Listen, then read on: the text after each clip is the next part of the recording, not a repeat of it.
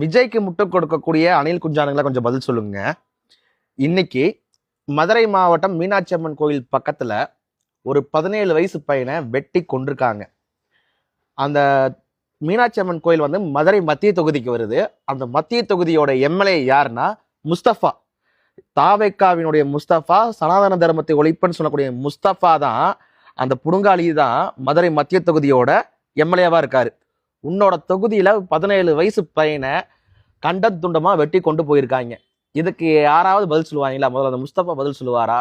இல்லாட்டி உங்க விஜய் உயிரை எடுக்க வரேன்னான்ற மாதிரி இருக்க பாடக்கூடிய விஜய் பதில் சொல்லுவாரா?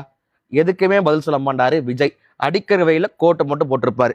நம்ம ஐயா விஜய் பதவி ஏற்றதுல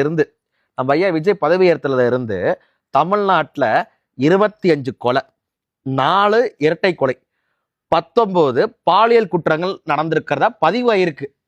பதிவானது மட்டும் இத்தனை குற்றங்கள் பதிவாயிருக்கு ஐயா பதவியேற்ற நாட்கள்ல இருந்து. நீங்க சட்ட ஒழுங்கை என்னையா பார்த்துக்கிட்டு இருக்கீங்க? இந்த லட்சணத்துல இன்னைக்கு இன்னொரு சம்பவம் நடந்திருக்கு. கோயம்புத்தூர் மாவட்டம் தொண்டாமுத்தூர்ல பட்ட பகல்ல வீட்டுக்குள்ள ஒருத்தர் பெட்ரோல் குண்டு வீசுறான். ஒரு பொண்ணு காதலிக்க மறுத்ததுனால வீட்டுக்குள்ள பெட்ரோல் குண்டு வீசுறானுங்க. இந்த மாதிரி சட்ட ஒழுங்கு சந்தி சிரிக்குது இந்த தாவேக்காவோட ஆட்சியில. திமுக கேடு கட்டவங்கன்னா கேடு கட்டதுலையும் கடைஞ்சு எடுத்தவனா இருக்கிறதானுங்க தாவேக்கா கட்சிக்காரங்க. இதுல என்ன தெரியுமா முட்டை கொடுக்க வரானுங்க? இதெல்லாம் திமுகவோட சதியா இருக்கும். அண்ணா விஜயண்ணா நீங்க நல்லபடியா ஆட்சி பண்ணுங்கண்ணான்னு இன்னும் உட்கார்ந்துருக்கிறானுங்க. டேய் யாரா நீங்க? எங்க இருந்துடா வரீங்க? நீங்க ஆர்கானிக்கா ஏதாவது சாப்பிட்றீங்களான்னு கூட எனக்கு தெரியல. விஜய்க்கு எப்படா இப்படி மனசாட்சியே இல்லாம முட்டை கொடுக்குறீங்க?